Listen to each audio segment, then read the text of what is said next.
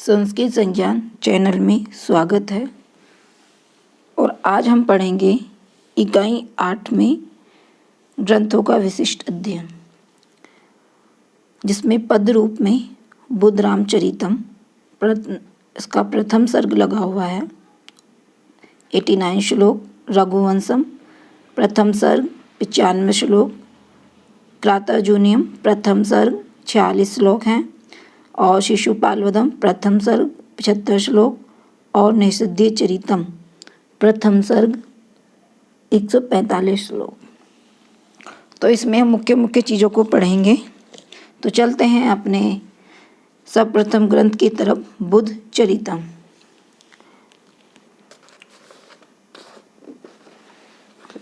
बुद्ध चरितम ग्रंथ ये एक महाकाव्य है और इसको अशुघोष ने लिखा है, जिनका समय ईसा की प्रथम शताब्दी या दूसरी शताब्दी का आरंभ माना जाता है। साकेत अयोध्या के रहने वाले हैं। इनकी माता का नाम सुवर्णाक्षी, ये कुषाण नरेश के समकालीन है। इनकी रचनाएं बुद्ध चरितम 28 सर्ग हैं, और लेकिन हमें मिलते मात्र 14 सर्ग।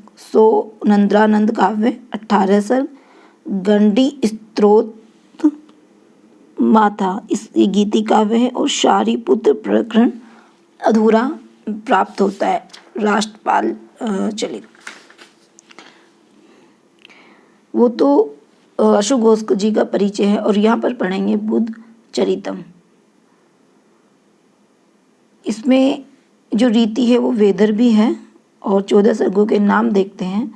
हमारे पाठ्यक्रम में प्रथम सर्ग लगा भगवत प्रसूति ही, जिसमें 89 श्लोक हैं, लेकिन फिर भी हम इन 14 सर्गों के नाम जानते हैं जो हमें प्राप्त हैं।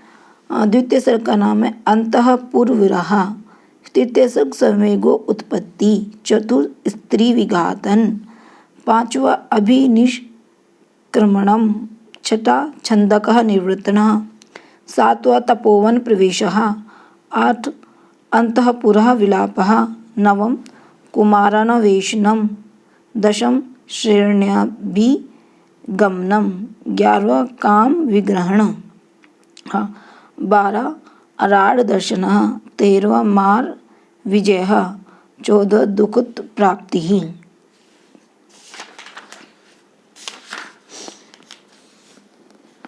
देखो, भगवत प्रसूति यानी भगवान का जन्म।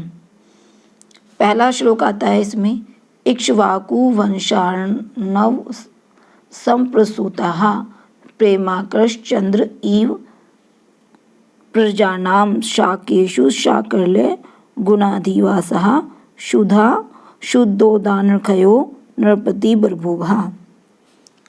तो चौथे श्लोक में क्या कहते हैं, नागेंद्र मेकम धौलम न धीरा तस्मानि मिता द्रिये भया चकार, माया ने सांद्र वन जाने की इच्छा की।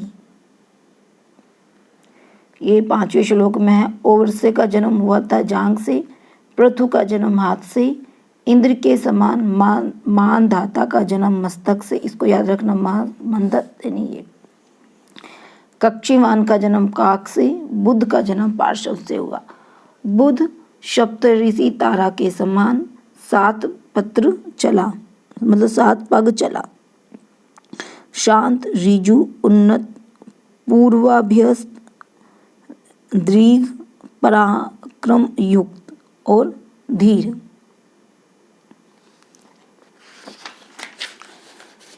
एक इसमें महत्वपूर्ण सूक्ति होती है, मगनस्य दुखे जगतो हिताय परमाम श्रियेवा मातान पृथ्व्याम बहुमान में तो राजेत शैलेषु यथा सुमेरु। आगे फिर आता है, धातु में जो शुद्ध है वो हिरण्य या स्वर्ण है यानी सोना, पर्वतों में श्रेष्ठ सुमेरु, जलाशय में श्रेष्ठ समुद्र, और तारों में श्रेष्ठ चंद्रमा, अग्नि में श्रेष्ठ सूर्य, वैसे ही मनुष्य में आपका पुत्र श्रेष्ठ। ये 37वें श्लोक में आया है। इतने सारे विशेषणों के द्वारा महात्मा बुद्ध को विशिष्ट बताया गया है।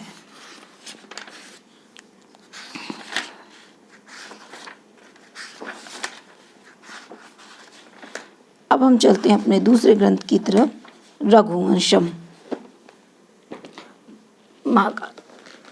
देखो, कालिदास का जीवन परिचय हम लोगों ने पढ़ लिया है पिछली कक्षा में, तो अधिक समय न लेते हुए अपने रघुवंश प्रथम सर्ग की तरह प्रवेश करते हैं।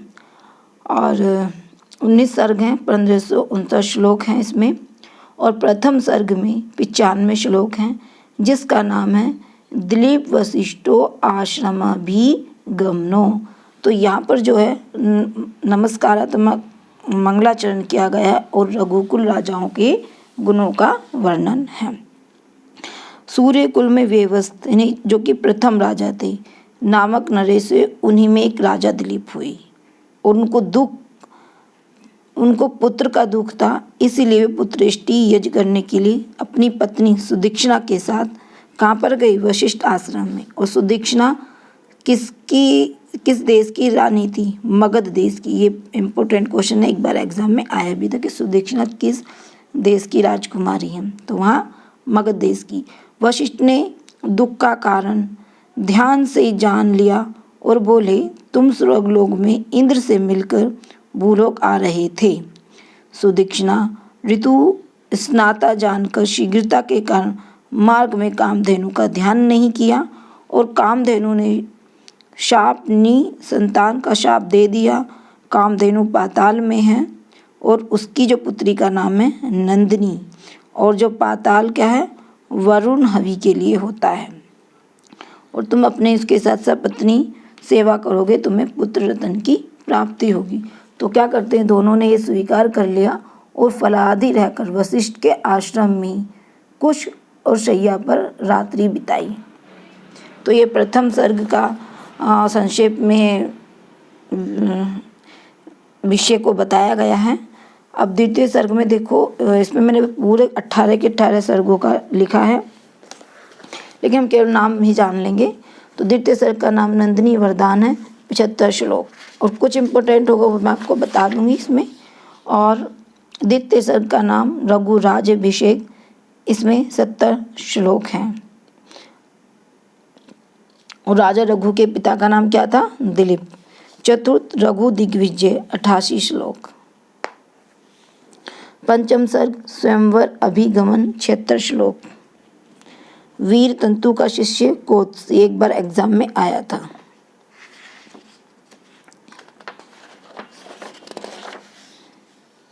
उसके बाद है षष्ठ सर्ग स्वयंवर वर्णन, 86 श्लोक। और भोज की भगिनी कौन थी? इंदुमती। इंदुमती की द्वारपालिका सुनंदा। सप्तम सर्ग अज पाणी ग्रहण, इसमें 71 श्लोक। अष्टम सर्ग अज विलाप, 95 श्लोक। और राजा अज के पुत्र कौन थे? दशरथ। नवम सर्ग मृग्या वर्णन, इसमें 82 श्लोक हैं। और ये तो आप सबको मालूम, दशरथ की कितनी रानी थी? 3, कौशल्य, कैकेयी, सुमित्रा। लेकिन इसका वर्णन किस सर्ग में आया है, ये ध्यान रखने की बात है। नवम सर्ग। वैसे देखो इसमें पूछा नहीं जाएगा, लेकिन फिर भी हमको पता होना चाहिए कि कॉमन सी चीज है कि ये किस सर्ग में वर्णन हुआ है। दसम सर्ग रामावतार, 86 श्लोक। एकादश सर्ग में सीता विवाह वर्णन, 93 श्लोक। द्वादश सर्ग रावण वध, 104 श्लोक। और 12वें सर्ग में ही कैकेयी ने राजा दशरथ से वरदान मांगे थे, 14 वर्ष राम का वनवास हो और भरत की राजगद्दी हो। यानी कि ये जो 2 वरदान थे उन्होंने 12वें सर्ग में माने। याद रखने को ऐसे ट्रिक रख सकते हैं कि 2 सर्ग तो यानी 12 2 वरदान 12 सर्ग, वहाँ 12 और यहाँ 2। उसके बाद है त्रयोदश सर्ग दंड कारण्य प्रत्यगमनो, श्लोक है 79। चतुर्दश सर्ग सीता परित्याग, श्लोक 87 श्लोक। ये बहुत इम्पोर्टेंट है, मतलब अपने यहाँ तो पाठ्यक्रम में नहीं लगा, लेकिन वो बहुत सारी जगह लगा है, तो इसका हमें अध्ययन करना चाहिए।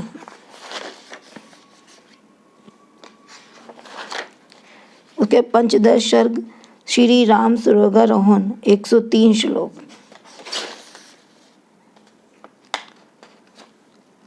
और भरत को राज्य में मिला था सिंधु। भरत के 2 पुत्र थे, तक्ष और पुष्कल।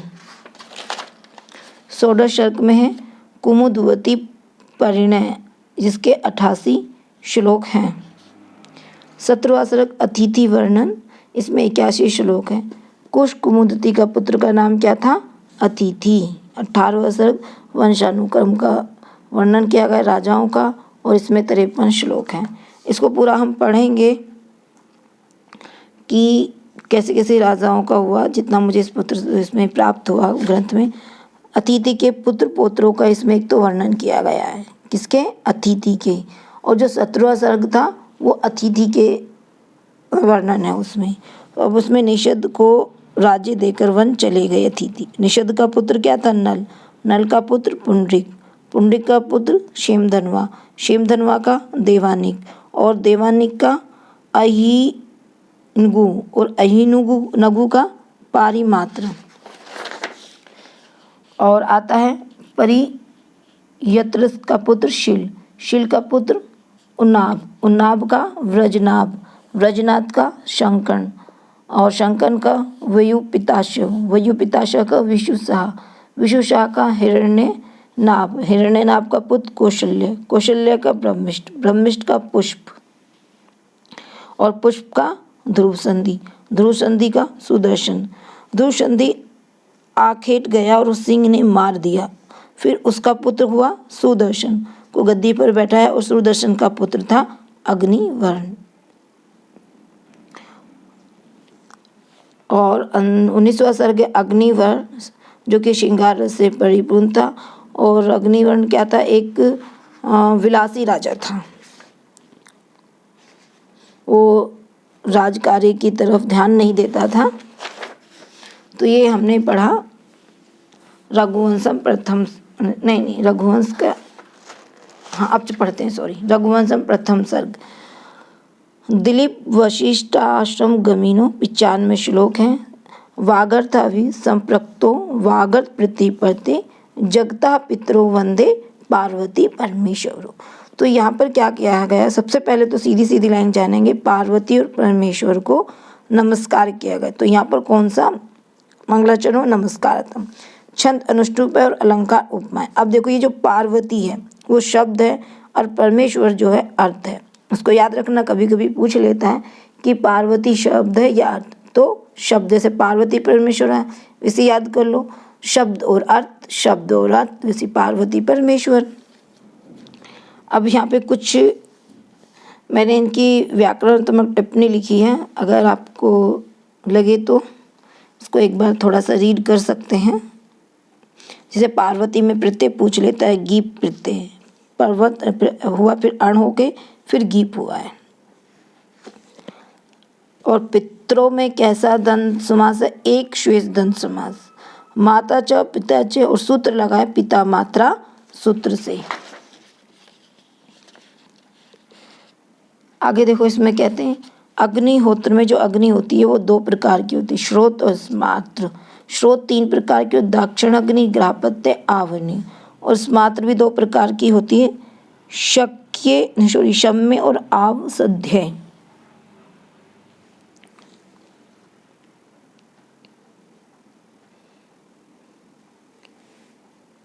यज्ञ की पत्नी का नाम क्या था? दाक्षिण।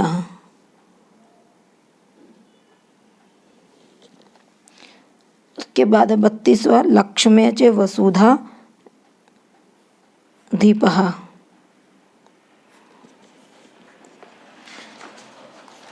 मैंने इसमें यहाँ पर वातक मुनि कहते हैं कि मयूर षड स्वर बोलता है। एक ये भी क्वेश्चन आ सकता है पेपर में कि वातक मुनि के अनुसार या मयूर कौन सा स्वर बोलता है, ये व्याकरण का भी है। तो ये मयूर षड स्वर बोलता है। वन्या या मार्ग शाखी नाम बुबधे ना बुधोपमः।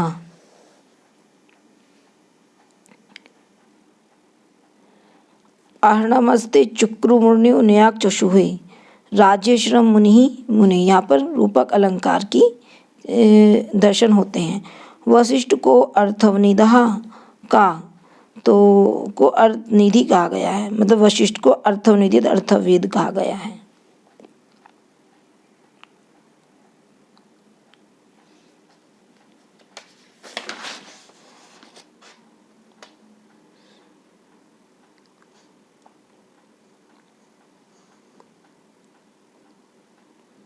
राजा दिलीप के प्रयोजन के साधन है बुद्धि और प्रत्यंचा।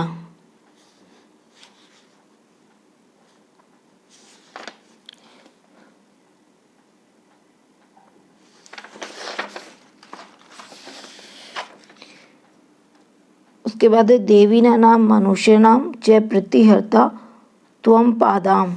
देवी नाम में गी प्रत्यय है।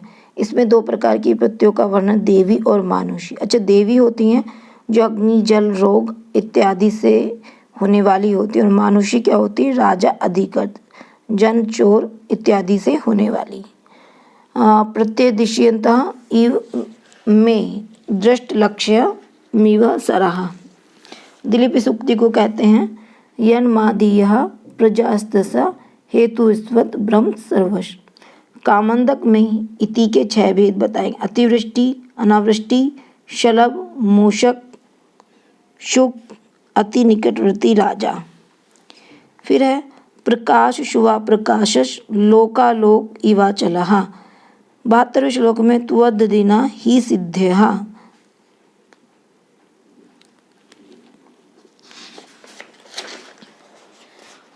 दिलीप को संतान न होने का शाप किसने दिया था?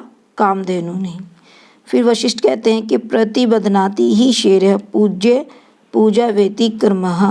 कामधेनु इस समय कहाँ पर रह रही है? वो पातालोक। पातालोक यानी कि रसातल में। ये क्वेश्चन आ सकता है पेपर में। धेनुरवृत्ते वनात्।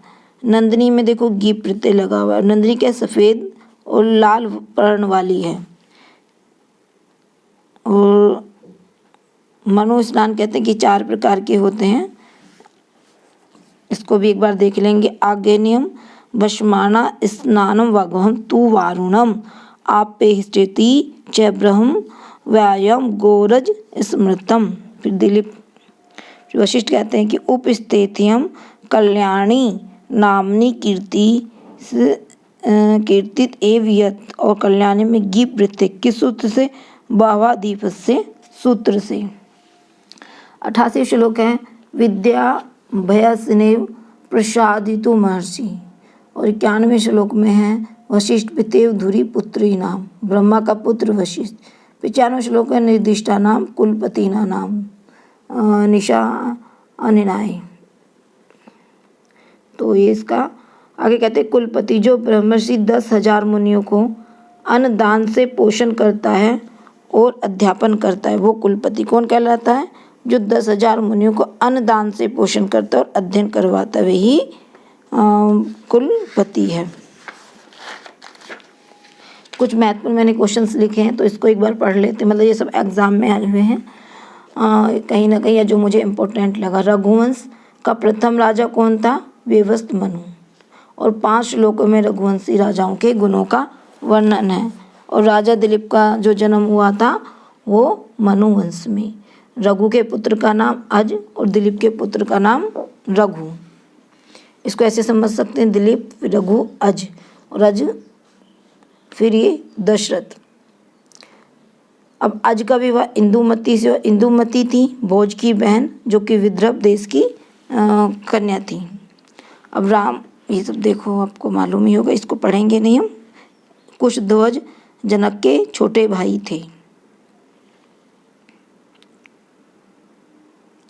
श्रुतकीर्ति किसकी पुत्री थी? कुशध्वज की। और रावण की बहन कुंभीनैसी, इसका पुत्र लवणासुर। लवणासुर का वध किया शत्रुघ्न ने। किस बाण से किया था?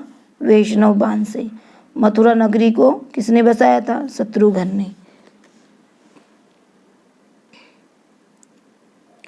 और देखो यहाँ पे जो इनके जो पुत्र हैं राम के, इन्होंने कहाँ राज्य किया था? कुश, मतलब कुश, ठीक है।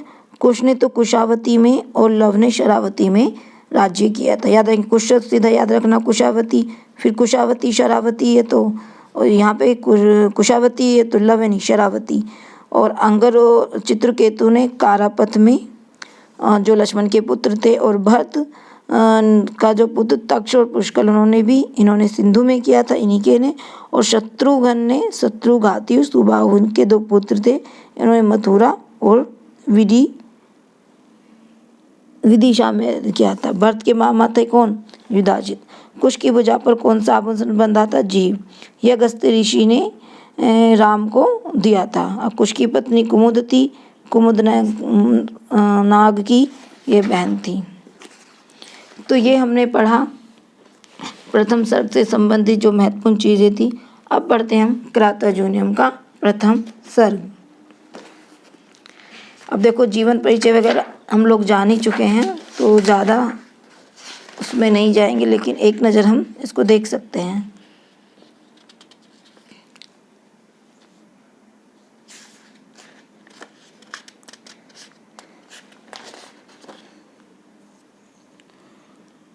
तो सबसे पहले प्रथम श्लोक की तरफ जाएंगे कि प्रथम श्लोक बहुत इम्पोर्टेंट है और उससे क्वेश्चन आता है।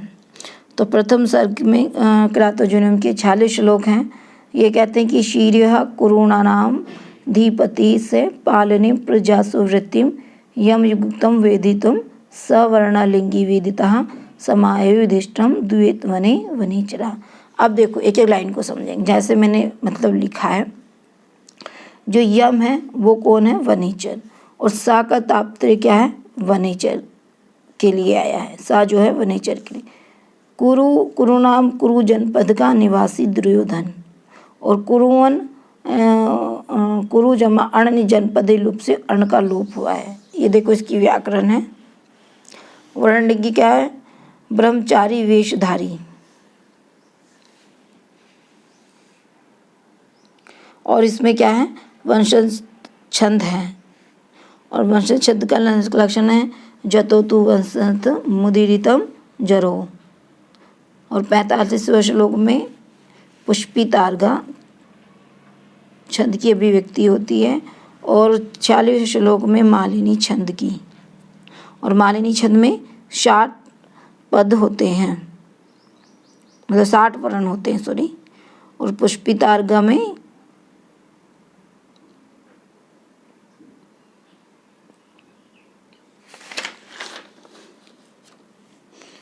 कुरुदेश का राजा दुर्योधन, युधिष्ठिर ने कुरुदेश का वृत्तांत जानने के लिए किसे भेजा था? क्रात ब्रह्मचारी को।